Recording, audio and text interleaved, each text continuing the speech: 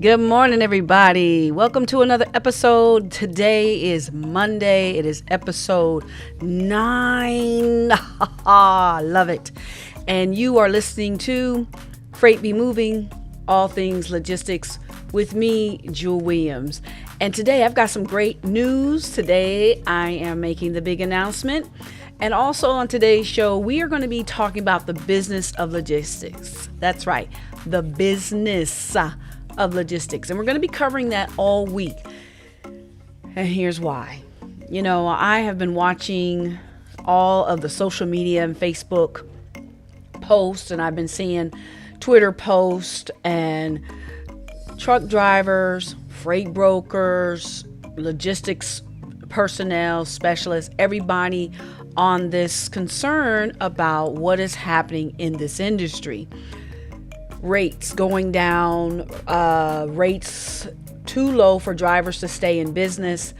And these things are really impacting the way people are behaving, how they feel about themselves, all that stuff. So we're going to be talking about that all week. We're going to be talking about ways in which you, if you are a small business owner, how can you weather this storm, especially if you're in the transportation and logistics industry. This is an industry that is not going to go away. As long as people need food, supplies, and resources, logistics will be around, supply chain will be around. However, everything has its ebbs and flows, its ups and downs, its ins and outs, a windy roads, all of that. These are things that are logistical. Yet you can create strategies to help your business be prosperous, maintain stability, so that you can be here when this upturn starts. And we're going to be talking about this week, and we're going to be focusing on freight and the transportation industry. Most of the time when you hear stuff like this, it's very broad, very generic. I want to focus in. I want to bring it in right here in all things logistics. So we're going to be talking about that. So first things first, I wanted to share with you when I started to do my development, self-development and grow. One of the people in the books that I read was The 7 Habits of Highly Effective People by Stephen Covey. And today I was thinking about beginning with the end in mind. That was habit number 2. Begin with the end in mind. And I remember reading about that whole process when I was beginning to change how I interacted with people, interacted at work, just how I was living my life overall. And it just made sense to start with the end. Where do you want to be? Now, I don't like to think of it as the end necessarily, like once you get there, everything is over. But however, when all of this finally starts to settle and get back to what we hope is a normal economy, where do you want to be as a business owner? How do you want to look back and say, yeah, I made it? And what tools are out there for you? What kind of strategies can you get into? I also believe that in order for you to be strategic, you need information. You cannot drink from an empty cup. Your cup has to be full. And how do you fill it? With information, with knowledge, with new knowledge. You have to challenge the knowledge that you have. It has been great to get you to this point in life, to this point in your business, but things have changed. Technology has changed, the way people interact in the business environment of transportation and logistics has changed. So you as a business owner have got to change with it, in addition to adding new habits to how you are doing your transportation and logistics operations. And as a small business owner, it's even more challenging because you don't have the resources that these top 500 companies do, like I talked about last week. You don't have investors pouring money into you. So you have to be even more strategic in how you manage your cash flow, how you make decisions and negotiate your pickups, your deliveries, and the cost of doing that. So I want to share with you a story. This actually just occurred this morning. Just as I was putting everything together, my dear friend, owner operator, called me, had a scenario, wanted me to help him kind of work things out and how he could approach the situation. And I was glad to help, always glad to help. So I wanted to share that with you. I wrote it down and I want to share it with you so you can get maybe some thought processes going. How can, if this situation happens to you, how can you approach it? So here's the scenario. So they had a load that they were looking at taking. Now, the load had 3 pickups and 1 stop. So the load was travel time, or the travel miles for the load was about 350 miles, plus or minus. Now, the load was paying $2.50 per mile, which amounts to about $880 plus or minus for completing the delivery. Now, most trucks average 6 miles per gallon. That's only 6 miles per gallon that trucks average on fuel. They're bigger vehicles, they move slower, they're heavier, so they burn more fuel. That being said, to do this particular load, it would take about 58 gallons of fuel, plus or minus, maybe more. That is just to go from the pickup, or after they finish all the pickups, to the final destination. That mileage did not include the mileage of the pickups. Keep that in mind, okay?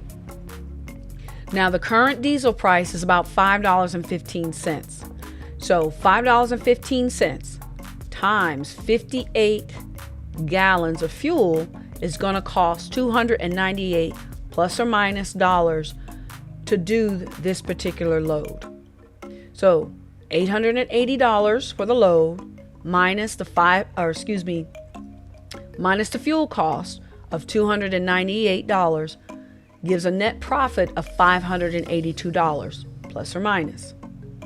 So the issue is the driver is not being paid for the time or the mileage for picking up. They're only being paid to drive from the final pickup destination to the final delivery destination. So why is that a problem? As a business person, you need to account for all dollars spent. And if your driver has to go to multiple locations to pick up that freight, if you're owner operator and you've got somebody else driving for you, or whether you're doing it yourself, if you've got to go to multiple locations to pick up the freight, you need to be charging that customer for those multiple stops. It's a multiple stop accessory charge. Now, see, most drivers don't think about this.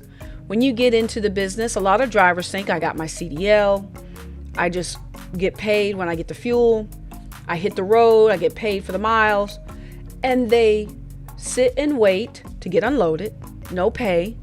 They sit and wait to get loaded, no pay. They drive in these little bitty pockets of space to do multiple pickups and no pay. Now, that's a problem. So let me share with you something that other companies, other businesses, they do. And one of those is accessory charges. Now, I've been in the freight transportation industry for quite some time, and this is not uncommon for corporations, your J.B. Hunts, your XPOs, your PAM Transports, your C.H. Robinsons. It is not uncommon for those companies to charge accessory charges. It's not. Now, I'm pulling this information from Intech Freight and Logistics, Inc. I pulled this off of their website. Now, this is an older article, but it still stands It still stands true. And in the article, they basically are writing about accessorial charges. What are they? How can you control them? So forth and so on. Now, there are about 30 different accessorial charges. I'm not going to read them all, but I do want to read some of the accessorial charges that these 3PL companies charge shippers. And the question is, do you as an owner-operator benefit from their accessorial charges? Are you getting compensated any of that? They're collecting the money, but are they passing that cost or splitting that cost with you? Probably not. I would probably say they're not. So you as a driver must keep that in mind, and you as a driver need to start thinking about asking your customers to compensate for these accessorial charges that you incur. This is a common part of business. My sister always says, closed mouths don't get fed. I'm trying to tell you. So here's something that they charge. Chassis. That's an accessorial charge. We all know about demurrage, detention. But did you know some companies charge for driver assist? Some companies charge for driver count, driver clean, hazardous materials, inside delivery. I know when I worked local delivery, if I had to cross a certain threshold, it was considered inside delivery. And I did not see that inside delivery charge. But I know that the company I worked for charged an inside delivery. Layover charges, liftgate charges. I know companies that charge liftgate. If you've got a liftgate on the back of your truck and a broker asks you, hey, you got a liftgate? You say yes, and there is a accessorial charge if you need my liftgate. Why? Because those are rare items, and that means that there's going to require some type of extra effort on your part. Excuse me. It is a benefit. It is a benefit to you to have that. So I've got to stop drinking water. I always seem to have water burps. Anyway, so you have limited access fee. I'm sure many of you are familiar with lumper fees. Those are common charges when you go to a grocery store. I can't tell you how many times I have pulled up to a stop, especially if it's a grocery store related to some type of food, and they say, well, you can unload the pallet yourself, or we have lumpers here that will unload it for you. That is a standard in their industry. And does anybody question that? No, they pay it. And it's time, drivers, that you as a small business understand these charges. If you're already charging them, outstanding. If you're not, definitely look into it. Same with brokers, accessorial charges. You also have reclassification and reweigh accessorial charges, redelivery charges. How many times have you been given incorrect information? You go to make the delivery.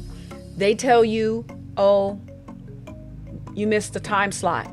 The broker or the customer that has given you the information about that load needs to communicate to you the delivery times so that you as a driver can plan accordingly.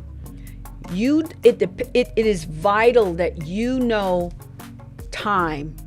When do they need it there? I'm going to be done, because why? Your wheels rolling means money rolling in. So think about that. Another one is rework or even residential. Residential deliveries are booming. People want it from the warehouse, from the manufacturing floor to their house. That's how they want it.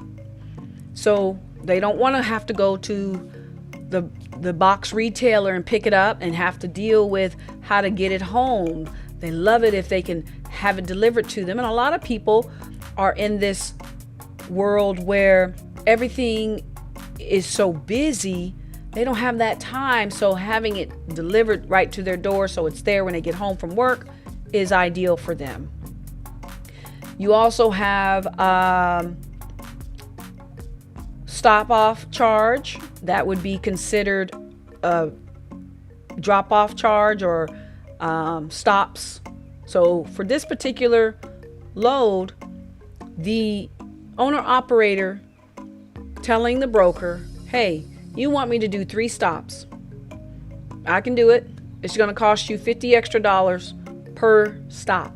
That's $150 extra bucks. Nothing wrong with that.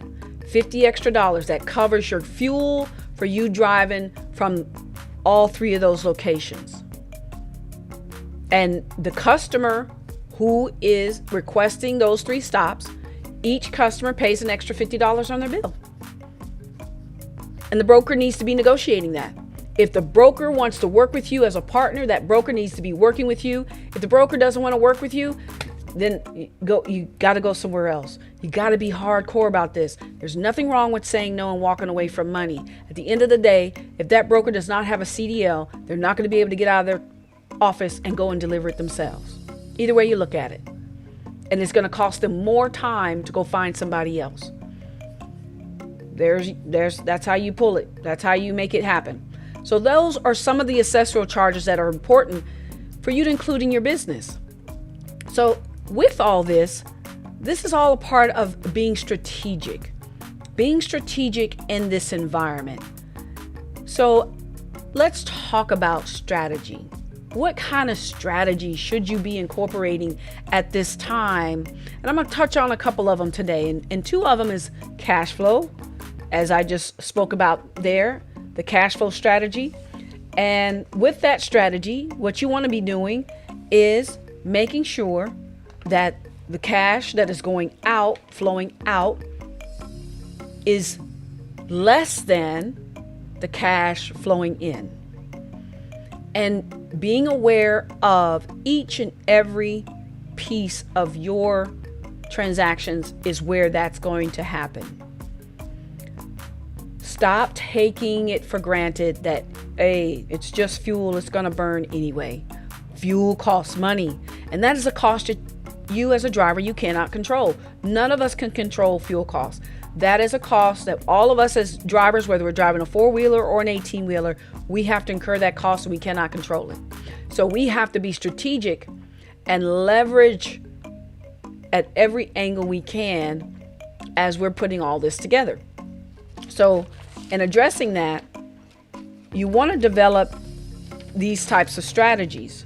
So protecting your cash flow, charging for those miles from point A to point B if you've got multiple pickups. Charging for deadhead miles if it's over a certain mileage. Charging for deadhead miles. Do not deadhead empty.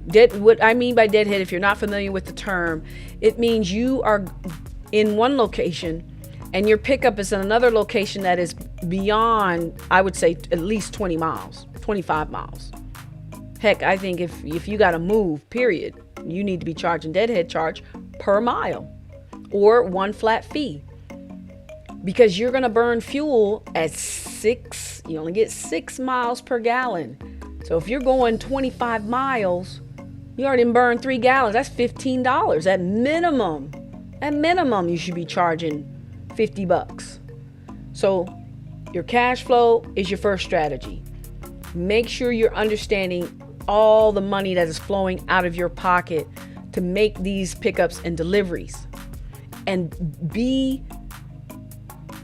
communicate. Okay? So that is the second strategy that I want to talk about. This environment is challenging. The only thing that is differentiating you, and whether you are a freight broker, a freight agent, a logistics, a 3PL, whatever you are, your services are very similar. A freight broker is going to do the same. One freight broker does the same thing as another one. Technology is the differentiator, and you have to learn how to leverage that technology. Now, as a freight broker, you've got the tools to communicate, email and so forth, tracking and tracing, depending upon how big you are, whether or not you can do it electronically or whether or not you can do it by pen and paper and phone. But here is something as a driver you can differentiate yourself to bring in that extra money. Tell your customer, I communicate using messaging and email so that you will be able to get the information to your customer in a timely manner. So what does that look like? When you're on the phone and you're negotiating, say, you know what? You're right. I'm just a driver and I'm just driving from A to B. However, I understand what it means to have good information on time so that you can look good for your customer. So I'm helping you look good for your customer by making sure I communicate to you what's going on. What should you be communicating? What's proactive? Keeping in mind, the end in mind. Remember, I started with that. So what's a proactive way of communication? Trip delays. That's the first thing. Trip delays. You got to break down, text. It doesn't take much to text. You got pickup delays. Let's say you get to the pickup spot and the freight's not ready. But you know that freight has to be at a certain place at a certain time. You know you only have 11 hours of drive time. You only get 14 hours on the clock. That means you got to have that 10 hours of sleep. 8, 7, at least. So communicate that to your shipper or your broker or whoever your customer is. Communicate that information. And brokers, when you get the information, push the information to the next party. Everybody needs to be communicated with. So pickups, delivery delays, missed appointments. If you missed an appointment, let them know. Now, if it was their miscommunication to you, somebody needs to be paying for your time. This is why ocean freight carriers penalize for demurrage. If you allow people to utilize your time, your space, and your resources for free, they will continue to do it. They will always do it. Do not expect people to have your back. You got to have your own. And that means you got to know your business. So, unable to do a pickup for a new load, if that happens, ask if they can rework it. So, a perfect scenario. Let's say you get to your final destination. However, there's a delay and the forklift broke down, whatever the case may be. Okay, but there's a delay on how you can drop that load and get to the next one. And the broker's already got you set up to pick up at a certain time. Hey, pick up the phone. Hey, text a message. You can't get them? Send them a text message. You can even talk it into the phone now. You can just vocally talk it into the phone and say, hey, I got a delay going on. I understand you got this pickup for me. What's the latest? What is the latest that I can get there to pick up? Let me know. Sometimes people stay open all night. And if your broker doesn't get back to you with that clear information and you know where the pickup is, you know where the company is, Google their name and call them. Say, hi, yeah, I'm with XYZ Trucking and I've got a pickup at your location. What is the latest you guys are going to be? I've got a delay here on my previous load and I want to make sure you guys get taken care of today. I have done that many a times and they love it. They absolutely love it. So these are some things in how you can differentiate yourself, how to be a little bit more strategic in what you're doing out here, making these deliveries, and make yourself valuable to your customers, make yourself valuable to the brokers, bring in more money for yourself. These are tough times. We are in tough times right now, so you have got to pull out that strategy. Write down these notes. Leverage your technology. Be proactive. And remember, keep the end in mind. The end in mind. You can't control everything, but you can control what's in your environment. And that's all I'm asking you to do. Think about controlling what is in your environment. So, one last thing, pricing strategies. You know, something I see and hear with some of the drivers I communicate with is pricing strategies. Now, there's a couple of ways that you can do pricing. There's retailers use these methods all the time. One of them that I'm going to talk about real quick here is cost-oriented pricing. So if you're not using this technique, you should be. And what does that look like? First off, I bring this up too because I was on Reddit the other day and a driver wrote a comment that brokers were giving them crappy rates and they were taking too much off the top. And I've done the math. There are some brokers out there that are taking way more than I think they should. But hey, I'm not running their business. So the broker responded back, "We know how much it costs for you to do a load, so stop whining." There is no way a broker can know what it costs to do your business. That's your business. That's like me telling Walmart, "I know how much it costs for you to bring this particular item into the country, and you're charging me way too much." Come on now. I can't do that because I don't know the costs that were incurred to bring that item from point A to point B so that I can take it off the shelf. So if a broker tells you they know, tell them it's not. Look, stay in your lane. Stay in your lane, sir. And if you want me to do this, we can negotiate, or you can keep the load and I can keep it moving. There are loads out there. Do business with people who want to do business with you. Be transparent and be ethical about what they're doing. So now let's get back over here to this cost-oriented pricing. Markup pricing is where you add up all the things it costs for you to do business, and then you add on the profit that you want. There's your markup pricing. So for the case that I mentioned earlier, what did it cost for him to do the fuel?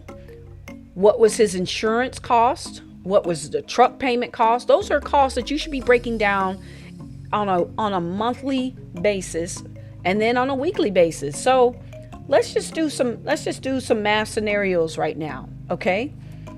Now I'm using my calculator, but let's just say you have a monthly truck payment of about $2,000. Some of you got it a little bit more.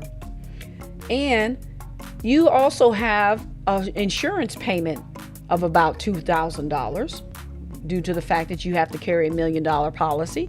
You're at $4,000 got to come out of your pocket already. That's it. We're at $4,000 already. So you got to pay yourself. You're not in business for free.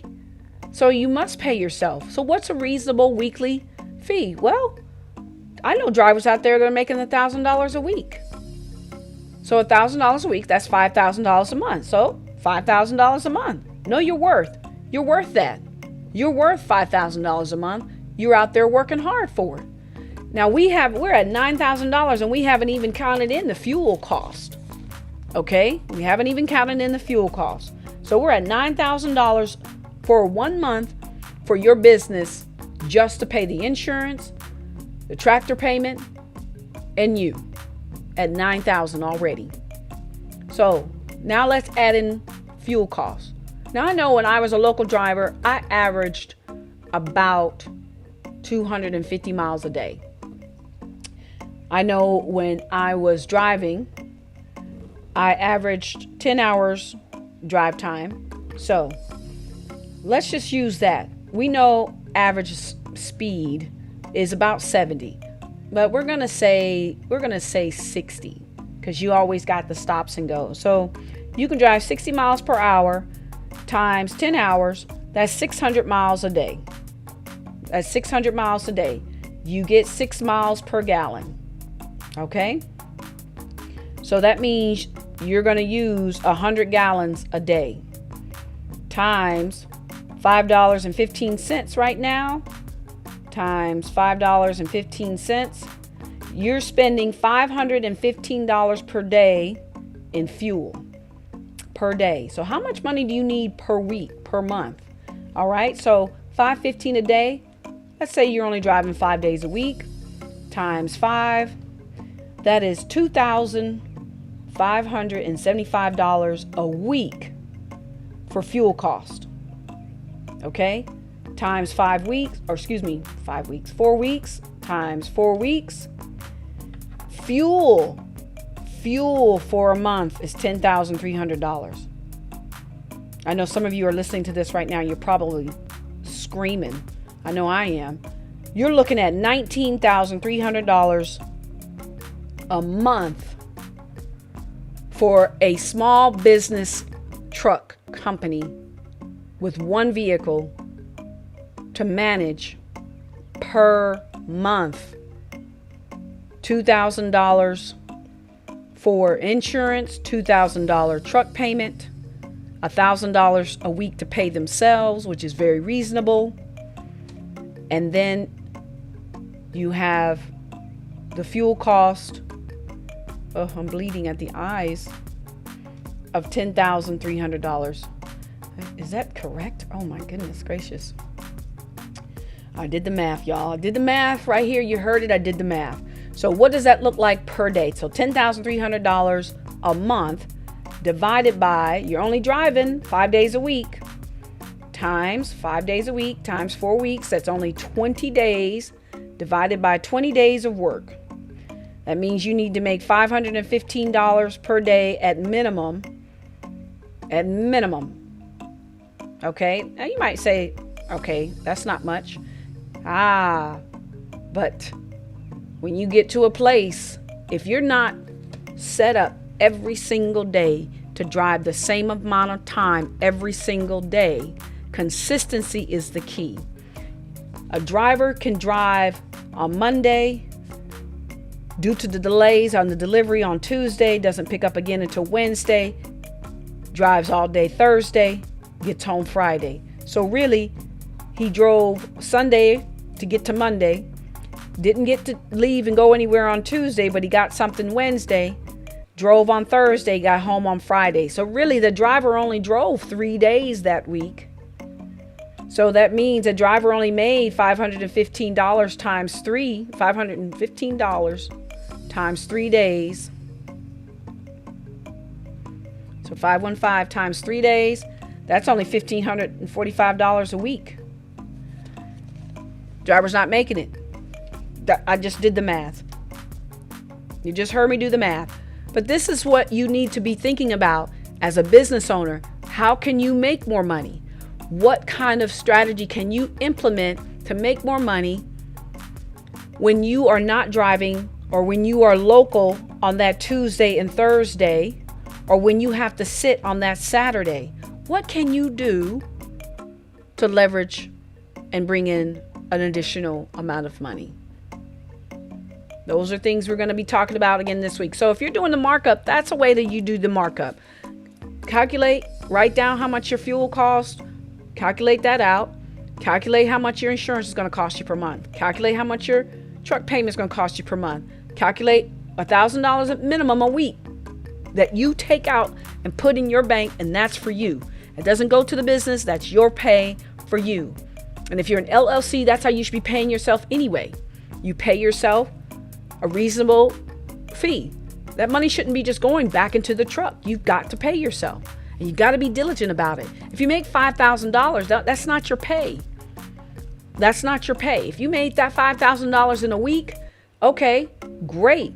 Now you only need another $5,000, and let's see. Nope, you need to do that 4 more times in order for you to make that $20,000. That's all there is to it. All right, everybody. I hope this information was helpful to you. I hope you got a lot out of it. And now, drum roll, please. Okay, that was my drum roll. What is my big announcement? What is my big announcement? Today, I am announcing to you all that I am a part of the National Small Business Administration Leadership Council. Yay! But what does that mean? What does that mean? Why is that important? Who is the National Small Business Association Leadership Council? We are a group of small businesses. We I would say small business activists who engage with Congress, the administration, the state and local governments, and the media. NBSA Leadership Council members are a diverse group of business owners that share the common attribute of being leaders in their communities. So what does that mean to you? That means I am advocating for the small business person to my local leadership government to make sure that small businesses are heard, their concerns are elevated to the right people so that we can stay in business, so that we can continue to do business. And that was one of the reasons I had this conversation with you today. It's important that you be aware of what is happening in this society. So some of the issues, this economy. Now, some of the issues that that are a priority for us, I put that in air quotes, is we are talking with Congress and policymakers about bolster the SBA lending. We are also talking about supporting more small business contracting, improving the access to credit, healthcare cost, tax reform issues. We are also asking Congress to close that partisan divide. What that means is stop. Oh, I'm a R or I'm a D. You are people working for the people, and we need you to work for the people. Period. Leave the R and the D for when you go to the polls, but you're people working for the people. Okay? And we are here to talk about improving workforce training, regulatory reform and paperwork reductions, strengthening the federal innovation programs, oppose counterproductive minimum wage issues, and support fair and simple capital gains taxes. These are just some of the things that we're talking about. One of the things that I am very interested in is addressing the issue with the freight and transportation industry small business owner. I'm a small business owner. Whether I'm an owner operator or whether I am a broker, I'm a small business owner. And it is important that these issues that we're facing right now be heard, because we are an essential part of this economy. The big kahunas that are out there, they're not bad people. However, these individuals are definitely taking more of the pie than the rest of us. I just read an article, just skimmed through an article today. The headline was, let me get to it. Digital freight brokerage market to grow by USD dollars 5.7 billion. Evolving opportunities with ArcBest Corp and Berkshire Inc. Technovia. Now, this is some report that they came out with in regards to what is going on with the digital brokerage firm. But some of the digital brokers that they mentioned in this paper that I want to bring to your attention, these are the ones that are pulling in a lot of the money. You have ArcBest Corp, Berkshire Hathaway, which we know that is a huge company, C.H. Robinson, huge, Cargo-Centric, Cargomatic Inc., CMA, CGMCA, Convoy, Dutch Post, Echo Global Logistics, Hub Group, Kintisu Group Holdings, I know I just butchered that, Kunanago, LoadSmart, Nippon Express Holdings, Redwood Logistics, Rinrin, Roper Technologies, Transfix, Truck Stop Group, LLC, United Parcel Service, U-Ship, and I think they missed a few, such as Flexport, Uber Freight, and Shipping, in addition to Project 44.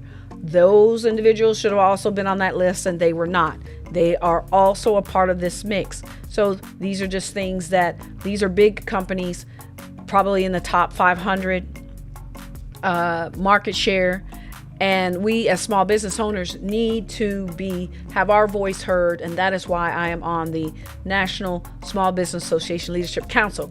So you will be seeing some posts, and I will probably be reaching out to some of you to get your input, because I want to hear some issues that you may want to bring to the table and have me voice for you. And I will be more than happy to talk to small business owners out there and even invite you onto my podcast, and we can have that one-on-one discussion. So this is going to wrap up today for me. It is absolutely fabulous to be here with you all today.